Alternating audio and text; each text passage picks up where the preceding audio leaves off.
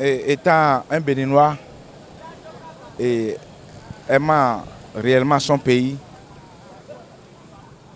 je vais souhaiter que cette assise soit une assise concluante, une assise décisive, que ce ne serait pas une assise de trop.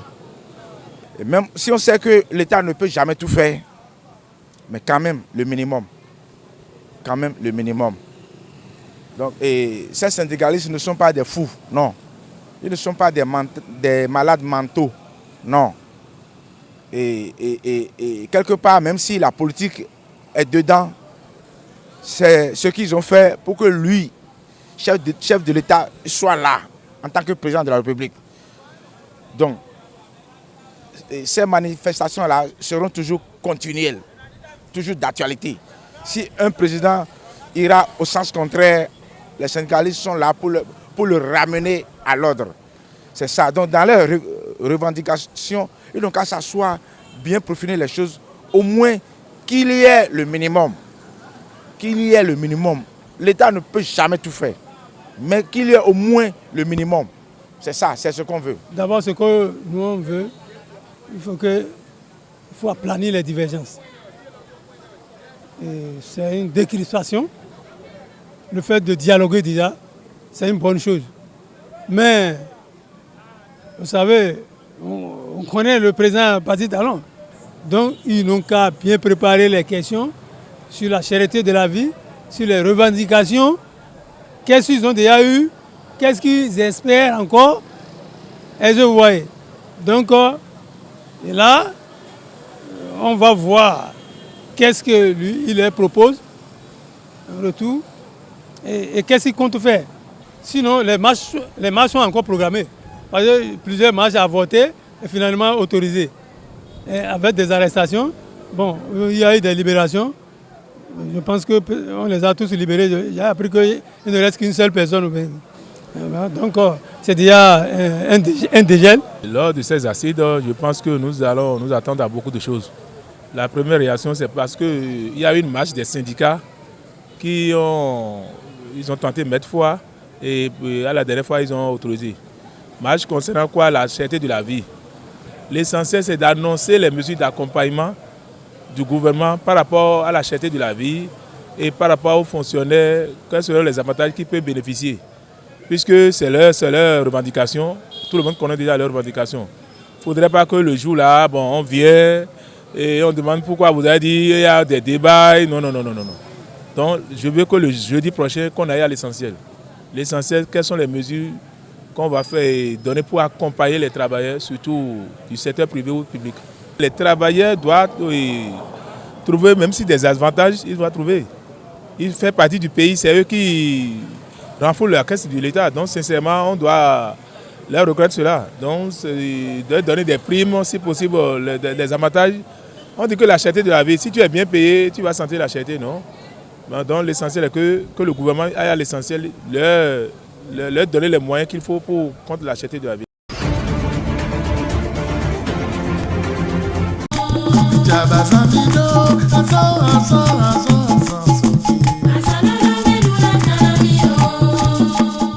La place Novitia de Grand Popo, dans le département du Mono, a accueilli ce dimanche 19 mai 2024 la cérémonie officielle du lancement de la 103e édition de la fête Novitia. Tout a commencé par une messe d'action de grâce.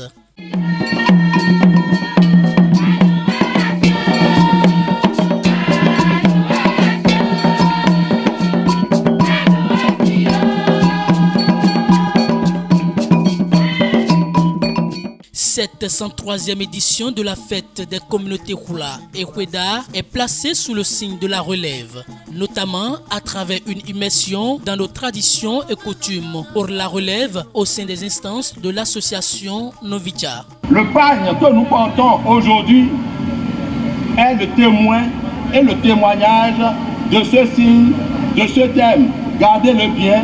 C'est la relève et que chacun garde ses pagnes longtemps jusqu'à le donner à ses fils et petits-fils. Ce thème qui nous interpelle tous et nous interpelle bien sûr. Aussi devons-nous susciter ici et là, l'adhésion de nos jeunes frères et sœurs au concept Novicha. Au dire du président de l'association, le concept Novicha devra désormais, sous l'impulsion à la fois des parents et des responsables, être vulgarisé partout dans les communautés Hula et Hweda et dans chaque famille.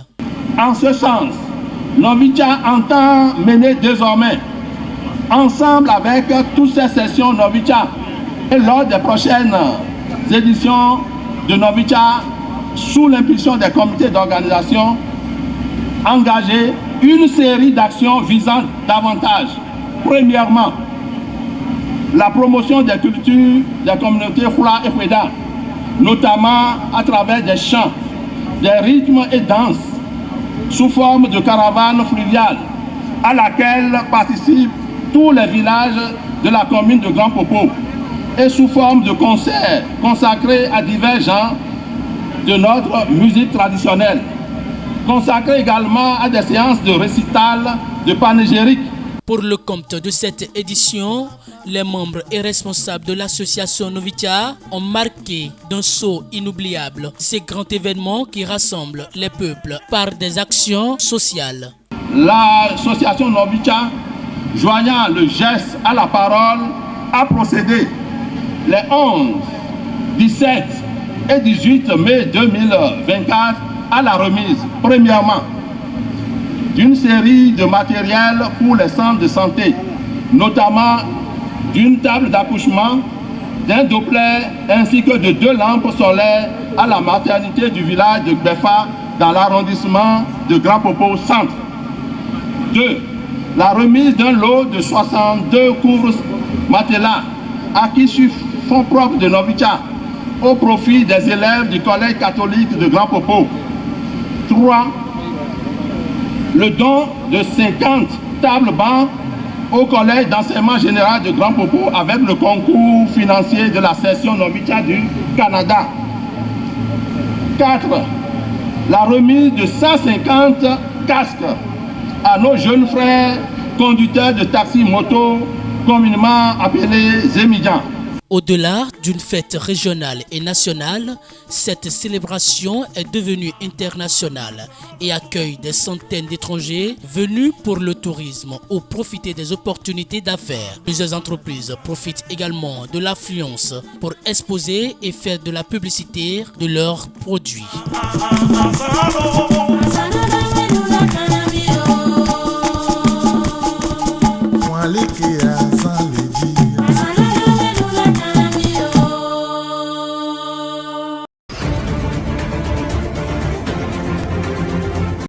Les fêtes identitaires constituent l'espace à l'intérieur duquel toutes les expressions créatives peuvent s'exprimer. C'est un territoire où le patrimoine culturel béninois peut se déployer aisément. C'est pour ça que le ministère du Tourisme, de la Culture et des Arts a un œil particulier sur l'ensemble de ces manifestations qui rythment disons le calendrier culturel du Bénin. Et on a recensé un certain nombre de ces manifestations-là, que ce soit non-visant, Wemehwe, Novicha, etc. Et on a remarqué que Novicha est cette première fête identitaire qui a insufflé ce dynamisme que les autres se sont appropriés pour faire de leur ère culturelle un espace de valorisation de leur patrimoine. Donc ça fait 103 ans que Novicha existe. Il est de bon temps que le gouvernement, à travers le ministère du Tourisme, de la Culture et des Arts, accompagne justement cette fête identitaire. Parce que les gens viennent un peu partout, pour valoriser leur culture, pour transmettre à la postérité, aux générations futures, ce qu'est une valeur identitaire des Hula. Parce que c'est le vivre en commun. C'est le devoir de la patrimonialisation des cultures. C'est un devoir également pour les uns et les autres de se reconnaître à travers une certaine identité et qui permettent aux uns aux autres de se dire qu'à partir d'un certain nombre d'éléments de substrat culturel, on peut continuer à faire valoir notre culture aussi bien à l'intérieur qu'à l'extérieur. Je crois que nous sommes dans la même dynamique que Agbessi Allé, que Novicha, on doit les soutenir parce que toute association qui se retrouve dans l'aire géographique où nous sommes doit se soutenir. Vous allez constater que Wemekwe est présente, Novizan est présente, Agbessi Allé est présent. C'est pour pouvoir soutenir Novicha dans la fraternité. Et cette fraternité, je crois que nous devons la pérenniser et que les générations futures puissent en bénéficier, pérenniser, comme je le dis, la culture et la tradition africaine. La diaspora, elle est connectée à la culture parce que il y a de cela très longtemps, il y a eu un certain nombre d'éléments patrimoniaux qui permettent à cette culture de survivre. Parce que les gens, quand ils sont à l'extérieur, qu'est-ce qu'ils veulent? Ils veulent non seulement se connecter à ce qui se fait, à ce qu'ils ont toujours reconnu comme étant un élément de leur expression culturelle. Et à chaque fois que cette fête arrive, c'est comme un serment qu'ils doivent renouveler à chaque fois. Un serment pour se dire, on est ensemble, on est ce trait culturel qui nous appartient et il faut faire en sorte que les générations qui viennent, ceux qui n'ont pas eu l'occasion de connaître cette culture parce qu'ils ne sont pas immergés dans cette culture, eh bien, c'est une occasion pour eux de connaître les béabas de cette culture et de les transmettre à leurs futures générations. Donc, un peuple, comme on dit, sans culture est un monde sans âme. Et il faut absolument que les traits culturels qui caractérisent une communauté puissent être valorisés et transmis à la postérité.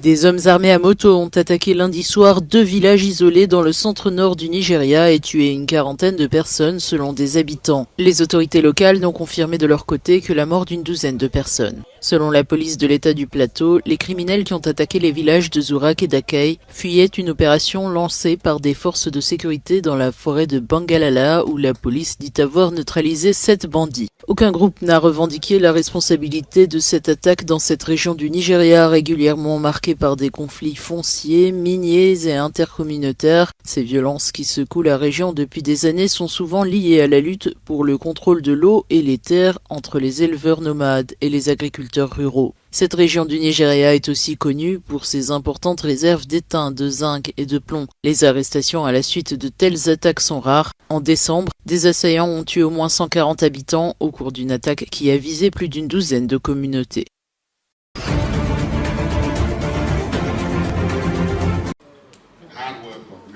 Les politiques économiques du Nigeria auront un effet positif à long terme. C'est du moins ce qu'ont affirmé les banquiers nigérians lors d'une conférence de presse organisée à l'occasion du 75e anniversaire de la United Bank of Africa. Le gouvernement fédéral du Nigeria a récemment supprimé les subventions sur le carburant après avoir décidé plutôt le flottement du naira, la monnaie nationale. Ces mesures ont pourtant accentué l'inflation dans le pays.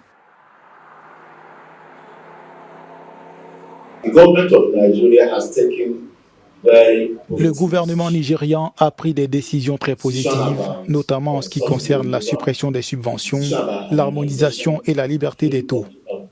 Ces décisions sont très positives pour l'économie. Bien sûr, il y a des problèmes à court terme, mais je peux vous dire que les heures supplémentaires disparaîtront et que l'économie se portera mieux.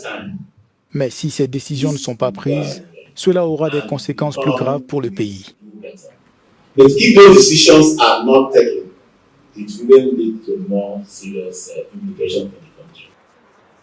Les données du Bureau national de statistique ont montré que la contribution du secteur des services financiers du Nigeria au produit intérieur brut a augmenté de 26,5% en 2023 par rapport aux chiffres de 2022. Ces experts bancaires estiment que malgré la situation économique actuelle, le secteur est bien positionné pour résister à certains chocs. Le marché nigérian des services bancaires aux consommateurs est très résistant. Malgré tous les vents contraires, il a continué à croître, même si le pouvoir d'achat est un peu faible, mais il a résisté au cours des dernières années. Pour nous, notre contrôle dans ce domaine est donc d'être en mesure de fournir des solutions bancaires uniques au marché des services bancaires aux consommateurs, mais aussi de renforcer les capacités financières et d'améliorer le pouvoir d'achat. Le Nigeria est confronté à une crise économique sans précédent depuis 3 décennies, alors que la Banque centrale du Nigeria annonce des mesures nécessaires pour rétablir la santé fiscale. L'UBA, considéré comme l'un des piliers du commerce au Nigeria et sur le continent, maintient sa politique de soutien aux petites et moyennes entreprises avec un rôle crucial pour la croissance économique et la création d'emplois, même en cette période difficile.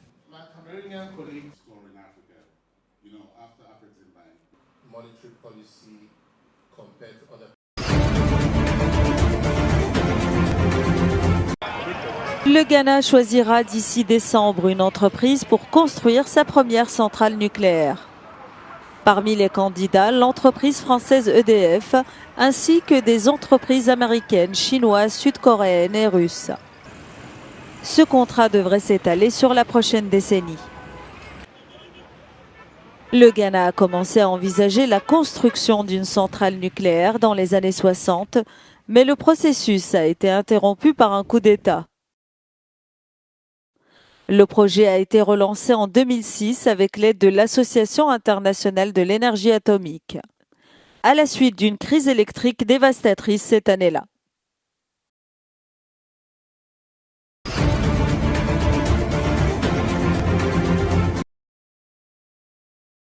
En République démocratique du Congo, la vie reprend son cours normal après ce qui a été qualifié dimanche de tentative de coup d'État par le porte-parole de l'armée. En attendant les résultats des investigations lancées en vue de situer les responsabilités, les forces de l'ordre quadrillent le périmètre du Palais de la Nation, siège de la présidence de la République. Ces images de la présidence témoignent de l'ampleur de la violence des combats de dimanche matin.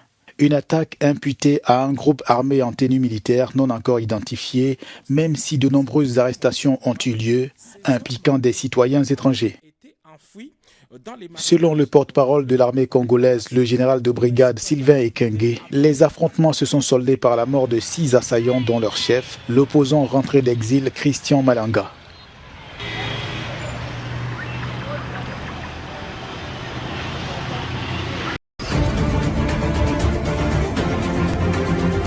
L'Afrique du Sud se trouve à une période charnière avec les élections nationales prévues pour mai. Les résultats de ce scrutin auront un impact significatif sur la trajectoire économique du pays, notamment en ce qui concerne l'attraction et la rétention des investissements étrangers. En ce moment, et beaucoup de gens le font, il faut attendre et voir. Voyons ce qui se passe. On a certainement le sentiment qu'il va y avoir des changements et des changements décisifs. Le parti au pouvoir n'obtiendra pas la majorité. La question est de savoir dans quelle mesure. S'ils perdent avec un score juste en dessous de 50%, on pourrait dire que presque rien ne changera. Ils peuvent constituer une coalition avec des petits partis et continuer à gouverner. C'est s'ils descendent en dessous des 40, 45 ou 44% qu'ils devront alors choisir un parti plus important avec lequel ils devront former une coalition. Certains craignent que le paysage politique post-électoral ne fournisse pas la clarté et la cohérence que recherchent les investisseurs. De manière générale, les niveaux d'investissement dans l'économie ont diminué au cours de la dernière décennie, à un point tel qu'ils ne couvrent même pas nécessairement la dépréciation. Nous sommes dans la routine. Et l'économie reflète le fait qu'avec une croissance économique médiocre, pour faire naître une nouvelle activité économique, il faut investir. Et c'est quelque chose contre lequel nous luttons avec la formation réelle de capital dans l'économie. Le taux d'épargne est vraiment lamentable et c'est parce qu'il est vraiment difficile d'économiser avec les niveaux élevés d'impôts et d'autres problèmes. Et le gouvernement y est pour quelque chose. Le nouveau gouvernement, quelle que soit son affiliation politique, devra faire du rétablissement de la confiance des investisseurs étrangers une priorité absolue. Cela nécessitera un cadre de politique économique clair, cohérent et consistant. La 29e édition du Salon international du livre et de l'édition du Maroc a débuté la semaine dernière à Rabat, attirant les amateurs de livres et les intellectuels de tout le pays. L'événement culturel représente des livres sur la littérature et différents thèmes, présentés par 743 exposants de 48 pays. Il existe ici plusieurs maisons d'édition issues de pays arabes, africains ou européens. Tout cela pour que le lecteur trouve ce qu'il recherche à travers les cultures, qu'elles soient européennes, arabes, islamiques, chinoises ou est-asiatiques. C'est dans l'intérêt du lecteur. Le salon était l'occasion de mettre en avant la langue amazigh qui ne représente pour le moment que 1,5% des publications au Maroc. Il y a des preuves du développement de la langue amazigh à cette foire. Et cela se voit à travers la participation de l'Association des écrivains amazigh qui a jusqu'à présent publié 281 publications en langue amazigh dans tous les genres littéraires modernes. Le Salon international de l'édition et du livre joue un rôle essentiel dans l'industrie culturelle et de l'édition du pays. Il y a une demande, beaucoup de gens sont venus acheter des livres. On avait cette idée fausse selon laquelle les gens ne s'intéressaient pas aux livres, mais au contraire. Les gens cherchent des titres précis et sont heureux de les retrouver.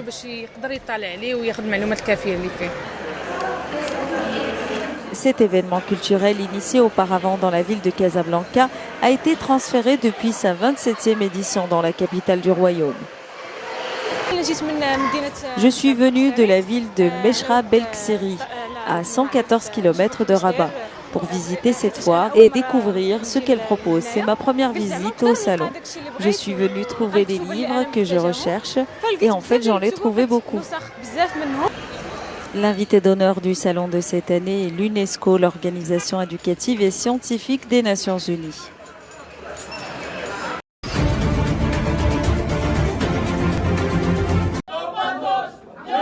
La justice grecque a abandonné mardi toutes les charges pesant contre 9 Égyptiens accusés d'être impliqués dans le naufrage du chalutier Adriana qui a chaviré au large de la Grèce l'an dernier. C'est l'un des naufrages de migrants les plus meurtriers survenus en mer Méditerranée, faisant 82 morts et 600 portés disparus. Plusieurs survivants ont déclaré que le naufrage s'était produit alors que les gardes-côtes grecs tentaient de remorquer l'embarcation. La juge Eftichia Kontaratou a prononcé mardi un non-lieu après l'ouverture du procès dans la ville de Kalamata au sud de la Grèce. Le tribunal a dû faire preuve de beaucoup de courage pour rendre cette décision et reconnaître que ces personnes n'étaient pas des passeurs. Désormais, l'histoire des méchants passeurs ne tient plus. Le naufrage a été causé par les actions des gardes-côtes grecs et par les politiques européennes. Nous devons maintenant comprendre les causes de ce naufrage et faire en sorte que rien de tel ne puisse se reproduire. Les prévenus risquaient la prison à vie s'ils étaient reconnus coupables des multiples chefs d'accusation retenus contre eux, dont le trafic de migrants. La décision du juge fait suite à une recommandation du procureur général Ekaterini Tsironi de classer l'affaire car le chalutier a coulé en dehors des eaux territoriales grecques.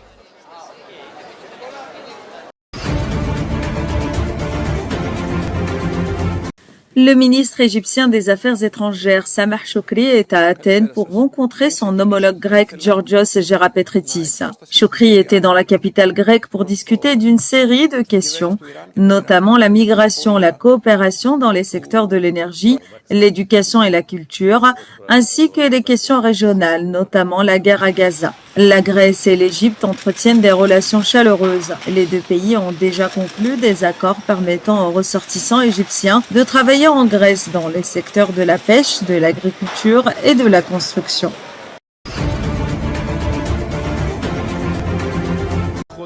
Ils ont défilé par milliers dans les rues de la ville de Tabriz au nord-ouest du pays pour rendre hommage au président Ibrahim Raïssi, tué dans un accident d'hélicoptère dimanche.